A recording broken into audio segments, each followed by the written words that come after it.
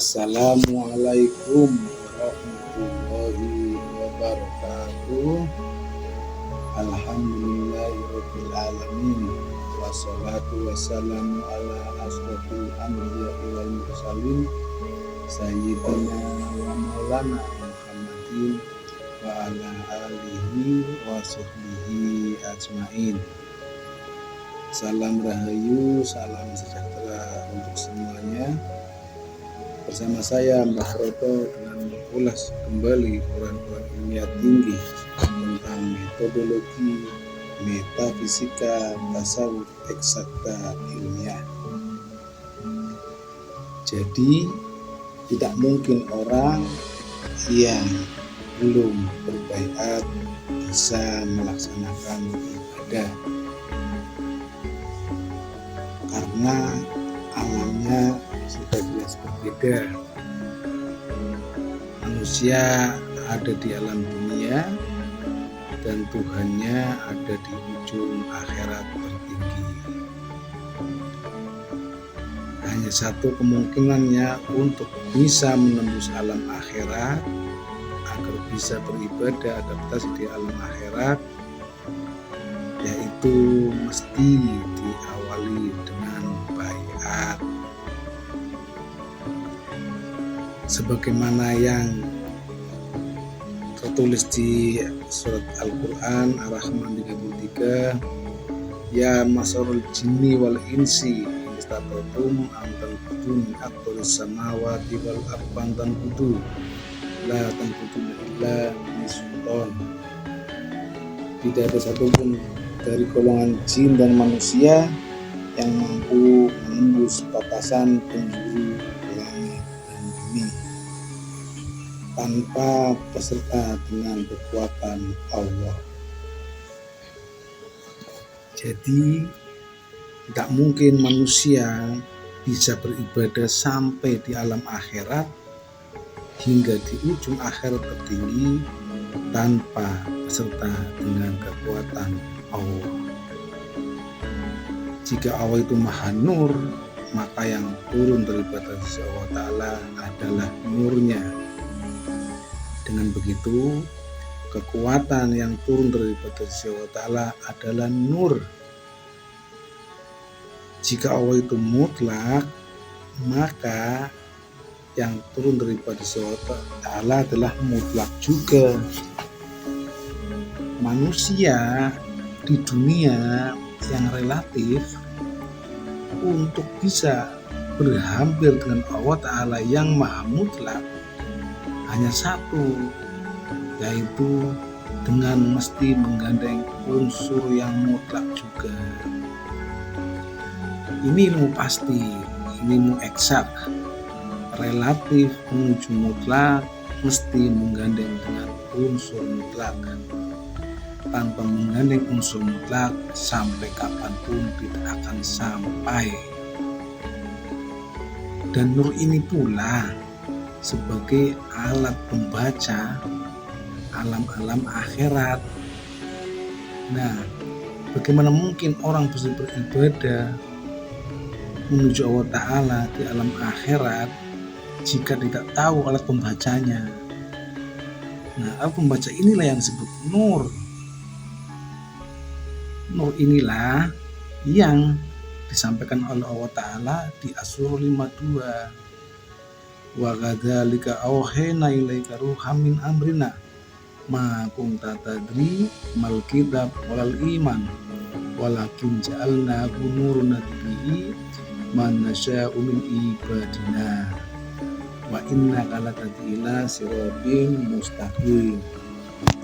Dan demikianlah kami wahyukan kepadamu nur atau ruh Al-Quran yang sebelumnya engkau tidaklah mengetahui apa itu nur iman dan apa nur kitab, dan kami jadikan nur itu cahaya sebagai petunjuk sebagian di antara hamba-hambaku yang kami tunjuki, kami kehendaki, dan itu merupakan jalan yang lurus bagi dirinya.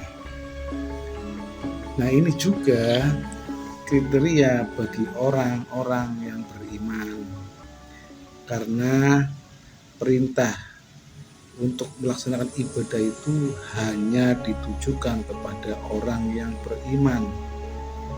Orang yang beriman itulah orang yang telah ditanamkan nur iman dan nur kitab.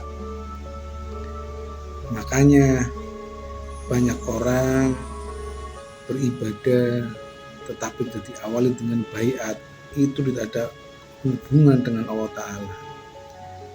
Karena rumusnya berhubungan dengan Allah Ta'ala mesti melalui penanaman nur iman dan nur kitab terlebih dahulu. Kemudian ini juga sebagai alat pembaca di alam akhirat. Yang ini disebut dengan pengetahuan yang turun daripada sisi Allah Ta'ala. Jadi berbeda pengetahuan yang dihasilkan dari praktek dan pengetahuan yang dihasilkan dari membaca atau belajar. Nah, pengetahuan yang turun dari si Allah Ta'ala itu adalah pengetahuan yang dihasilkan dari praktek.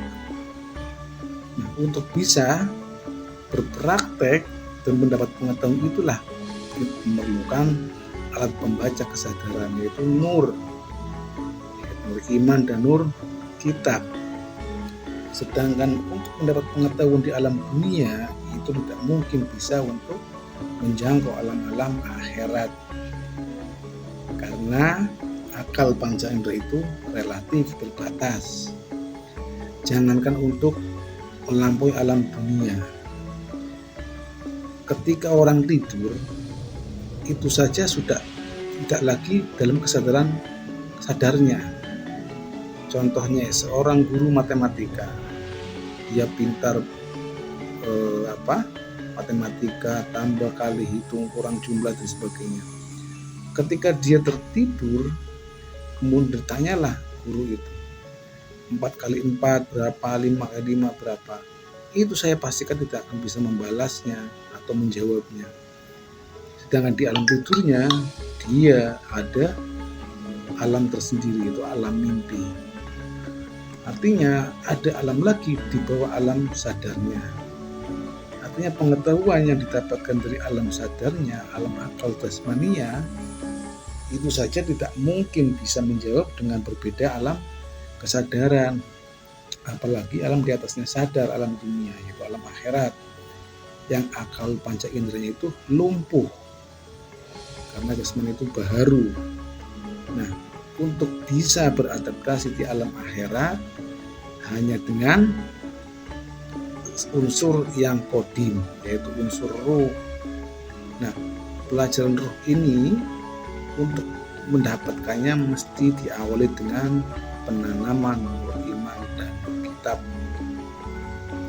Inilah pentingnya baiat. Jadi tidak akan ada hubungan manusia dengan Allah Ta'ala tanpa melalui penanaman nur iman dan nur kitab terlebih dahulu.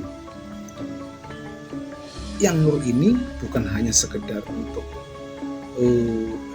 alat pembaca alam kesadaran alam akhirat. Yang nur ini juga merupakan sebagai kendaraan yang sebagaimana beliau Nabi Muhammad ketika melewati alam-alam akhirat, beliau dalam masih keadaan hidup dan beliau berkendaraan dengan disebut dengan al-buraq. Al-buraq itu yang disebut dengan faktor tak terhingga atau kekuatan yang turun daripada sisi Allah Ta'ala. Nurun ala nur yang dilahu linurihi mayasa.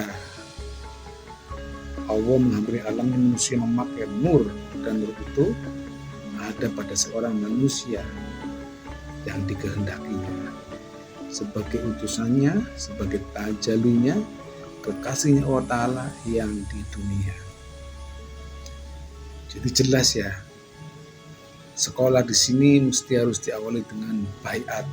Yang baiat ini adalah hubungannya antara manusia dengan Allah Subhanahu wa Ta'ala. Bukan dimensional manusia dengan manusia, horizontal, tapi hubungannya adalah hubungan vertikal antara manusia yang ruh dengan Allah yang maha ruh. Nah, demikian ya, saya tegaskan bahwasanya sebelum kita beribadah, mesti wajib diawali dengan penanaman nur iman dan nur kitab. Sebagaimana Nabi sampaikan bahwasannya man mata fi unuki bayatun mata maitatun jahiliyah. Barang siapa yang matinya tanpa baiat, maka matinya mati jahiliyah. Karena sudah dijelaskan dengan gamblang, terang benderang, tapi tetap tidak mau untuk mengambil rezeki untuk berbaiat. Ini memang, dan ini hanya kepada sebagian di antara hamba-hambaku yang kami tunjuki, kami kehendaki dan juga menghendakinya. Jadi tidak semua orang bisa berizki baiat, karena mesti melewati 4 screening, yaitu sebagian di antara hamba-hambaku yang kami tunjuki, kami kehendaki, dan juga orangnya menghendakinya. Jadi 4 lapisan inilah yang mesti dilewati, dan ini merupakan jalan yang lurus bagi dirinya. Ilahi anta maksudi walituka matlubi. Wassalamualaikum warahmatullahi wabarakatuh.